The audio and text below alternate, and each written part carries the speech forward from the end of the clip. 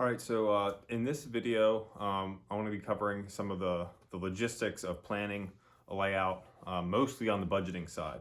From planning to build a layout to what costs you're going to incur while you build the layout, to then budgeting for trains also.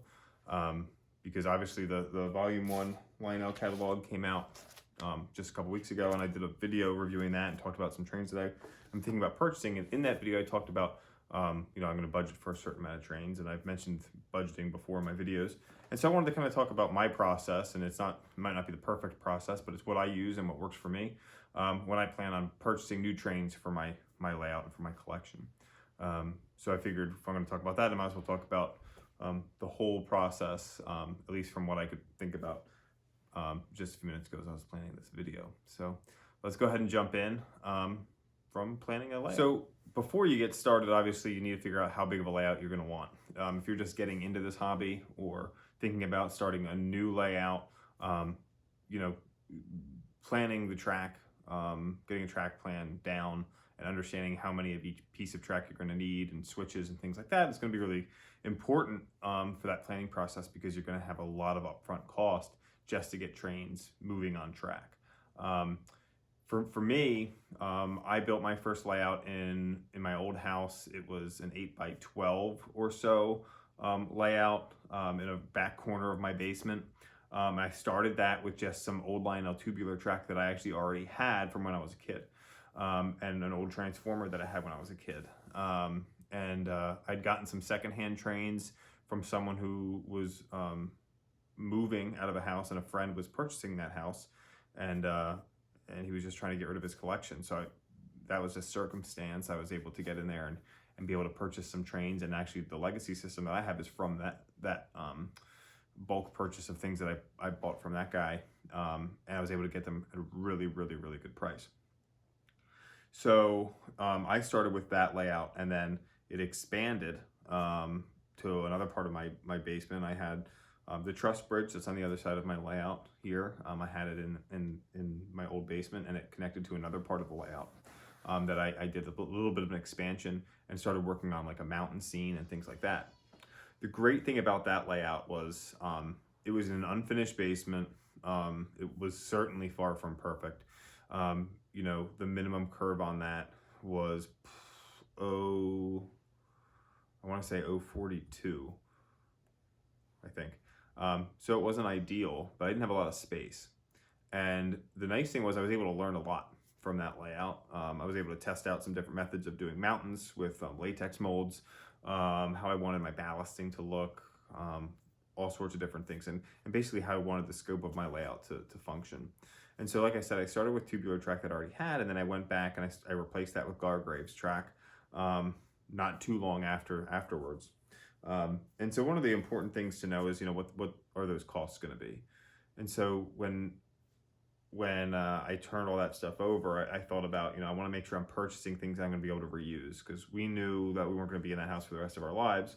And so I figured I'd have to tear that layout down at some point and build a new one. So I was purchasing things that I was going to be able to use again.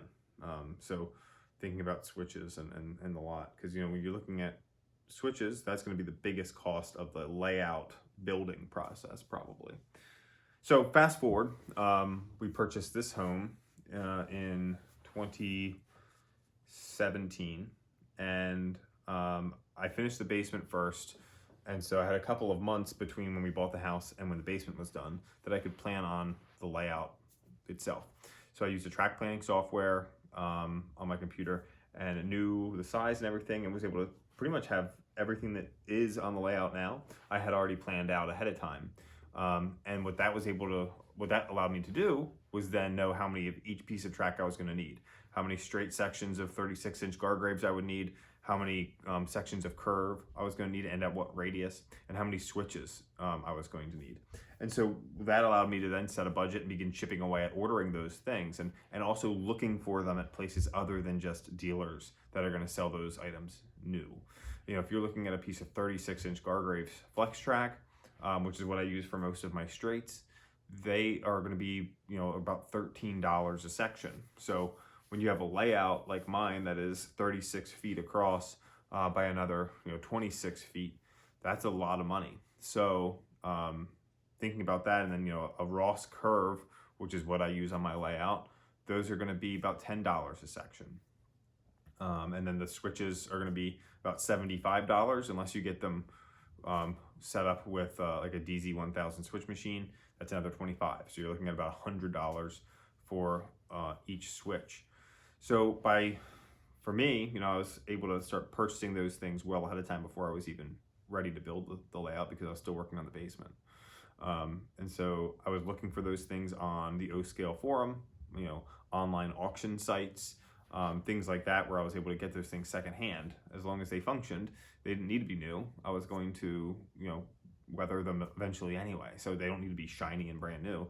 It's track as long as it functions, and you get good connectivity between center rails, all as well, pretty much. So that's one thing that I did to kind of help afford the layout that I have here. And then obviously when I tore my old layout down, I had a lot of wood left over. So it takes a lot of lumber to build a table that's this size. So we're talking plywood, 2x4s, and then I've got the soundboard on top. So the soundboard is Homosote. So that goes on top of the plywood, and then it just adds a layer of soundproofing as the trains are going around the layout. And I was a little skeptical, I should say, of the properties of that board on top of the plywood and if it would really dampen sound. I do not have it on the upper portion of my layout. I didn't put it on, and you can tell. There's definitely more of a rattle when the trains go across it. And I do have cork roadbed down, but you can definitely tell where there's no Homosote down. So that's another cost that you're gonna have as you're building your layout. And then obviously you're gonna have lots of boxes of screws, things like that. That stuff's not cheap, but sometimes gets forgotten about over time. So those are some of the things of building a layout. And then for me, I was going to, obviously behind me is the turntable. So I knew when I was planning this train layout that I was going to be putting a turntable in. I got my turntable from Millhouse River Studios. They were great to work with. I ordered it well ahead of time because I knew it was going to take a while for it to come in. They work a couple weeks out. So I was able to kind of plan for that with the timing of finishing everything in the basement and then building the table and being able to get the turntable put into place. So, building wise, those are some of the big pieces. And then what's the forgotten stuff? Well, it's kind of out of sight, out of mind, right? If you were to look under this layout, which I'm not going to show you because it's a hot mess, there is, just hundreds, if not thousands of feet of wire. And wire isn't cheap. You're going to have to get spools of wiring to run all the electric for your layout, especially one that's the size of this. You want to have touch points and connections throughout the layout so you have an even distribution of power for your trains. So that's another piece also. So now we've got track hooked up. It's ready to go. Obviously, we didn't even talk about, you got transformer costs, legacy system costs, if that's what you're running. But forget all that. Track's up. We're ready to run some trains. That's great. But now we want it to look real, or as real as we can. We don't need it to just be plywood. So we have to have scenery products. Those are going to be another cost that you have to factor in. And when you factor those costs in, you have to think about the size of your layout and the scope of the project that you want to take on. If something that's like my old layout that was 12 by 8 or so, it's a good little size layout and it's manageable. Something that's the size of the layout I have now makes it a lot more difficult to do the scenery at a rate that makes it look like it's being complete. I've got obviously some big bare spots where there is no scenery because I focus on other areas of the layout. A small thing of scenery products from Woodland Scenics or Scenic Express, you're looking at about $10 or so, per bin. And that doesn't get you a whole lot of space. Then you need ballast. I use Brennan's Better Ballast from Brennan'sModelRailroading.com or Brennan'sRailroading.com. His ballast is great. It comes in a 5-pound bag. I usually buy 5 bags at a time because that's how many he can fit into a box, and so it doesn't make the shipping go up. And each 5-pound bag covers about 22 feet of track. So I go through quite a few bags to ballast this layout. There's obviously sections that that still aren't ballasted. Behind me, there's some that aren't even ballasted yet. So that's something that takes time. And then what else do you need with ballast? You need glue. There's a cost there. So obviously, anything that's worth doing is going to cost you money, and this hobby is certainly no different. But that kind of gets you started, and then you want to make sure that you've got areas for storage and things like that. I've got a lot of storage under the layout now because it takes up so much space, but I built some storage shelves in the back of my basement also for train boxes and things like that, because you've got to be able to put that stuff somewhere too. So that's something you always want to remember. So let's talk about the big item: purchasing trains.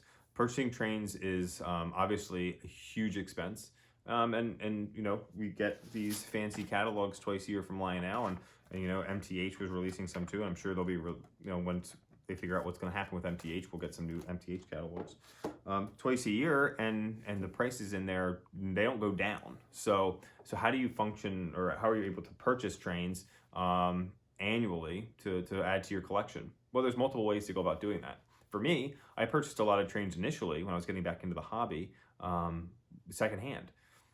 I just needed trains that ran on the legacy system and that were in good shape. And so I went on the O-Gauge Railroading Forum and purchased a lot of secondhand trains on there. You're able to find stuff that's really saves you a couple $100, and it helps kind of build your collection up without having to purchase things that are new that you're spending thousands of dollars on. And then over time, you begin to acquire some new trains, or you're thinking about purchasing something new out of a catalog. Well, then maybe it's time to part ways with one of the other trains that you have. I've had a lot of locomotives come and go, and diesel locomotives come and go that you've seen on the layout in some previous videos that you don't see anymore. The Southern Pacific Cab Forward. I loved that locomotive. I thought it was awesome. And I made the decision to sell it so that I could purchase a different locomotive and upgrade. I want to say it was the J1A, but I'm not positive. I can't really remember off the top of my head which one it was. I also sold the Santa Fe Northern, the 3751 model. That was the first locomotive that I had purchased that had whistle steam. I was really excited about, and I had all the passenger cars, the Pullman heavyweight passenger cars to go with it. That was a beautiful set. Took a lot for me to sell, but obviously I model Pennsylvania and Union Pacific mostly. And so, that one didn't necessarily fit into what I was doing. And so it was easier for me to part ways. I had bought that used. And so I sold it again. I sold it to someone else as a whole set, and then was able to take those funds and use them to purchase something new. So that's one way, that I've managed my train collection. Another way is obviously purchasing new things without selling part of your collection. And to do that, it takes discipline and budgeting. So one thing that I do is go through the catalog. Obviously we went through this a couple weeks ago, and I selected some things that really stood out to me that I was interested in. And then I decide how much money am I willing to spend. And the nice thing about the ordering process for trains from Lionel is for me, I placed my order last week from the Volume 1 catalog, and I'm not going to see the trains that I ordered until probably October, possibly December.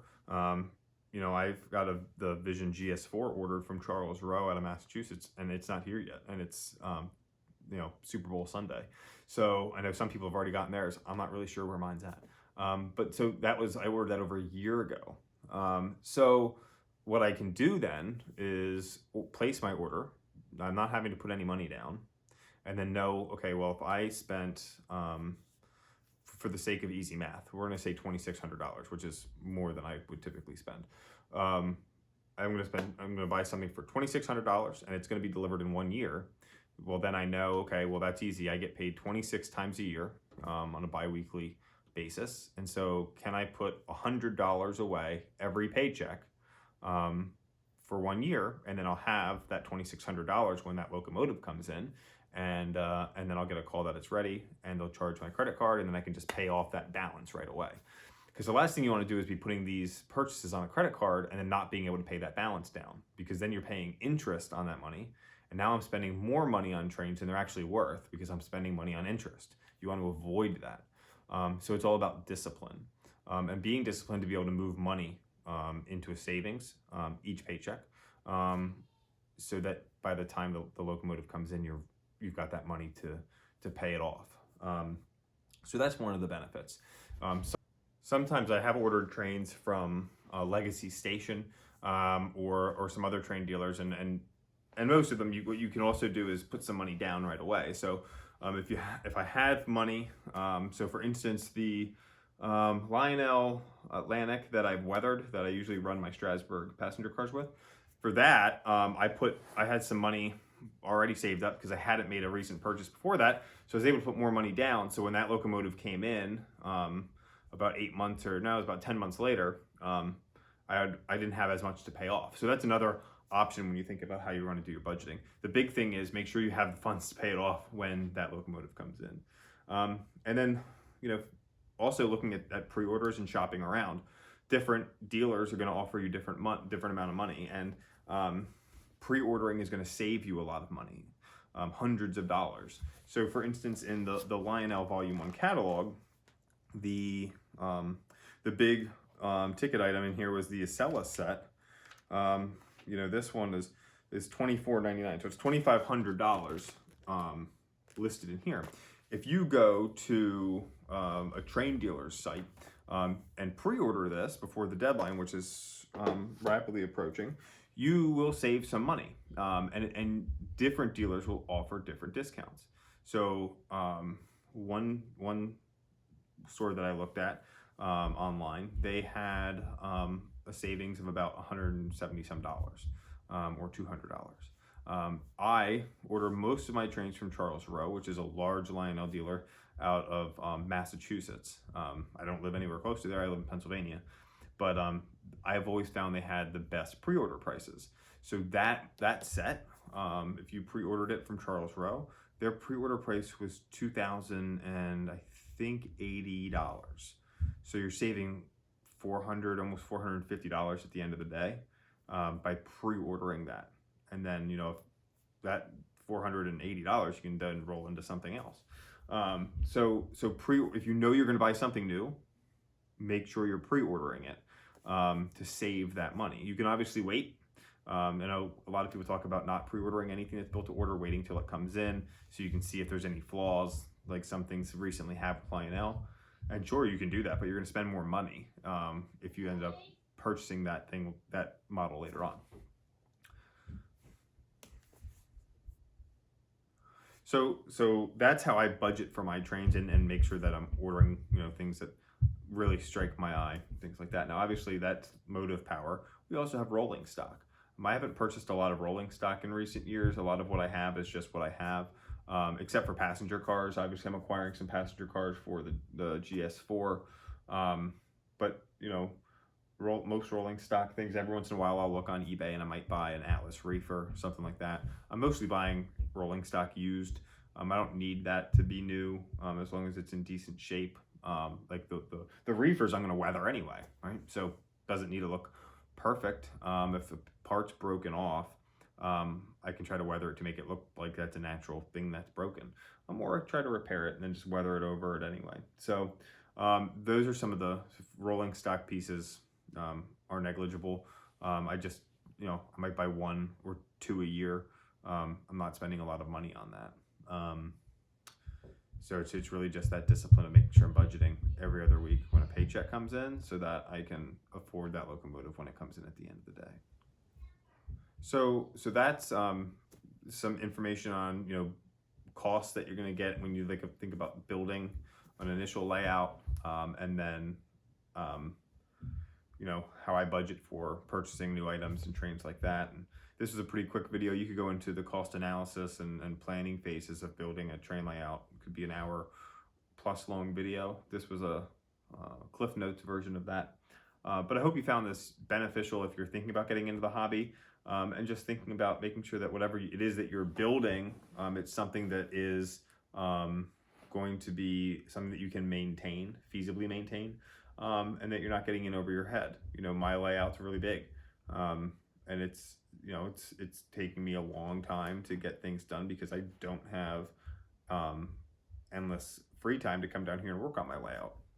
I have maybe an hour or two on a weekend, I can come down here and work on it. Or, you know, if there's a day off of work, and the kids aren't home, and I can escape down to the basement to get some things done. But those days are few and far between, but it's a nice ongoing project for me.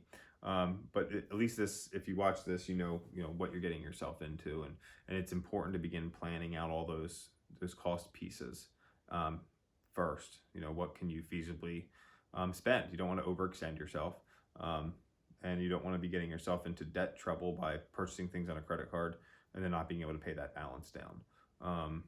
You know, ideally, just don't have a credit card and use debit card.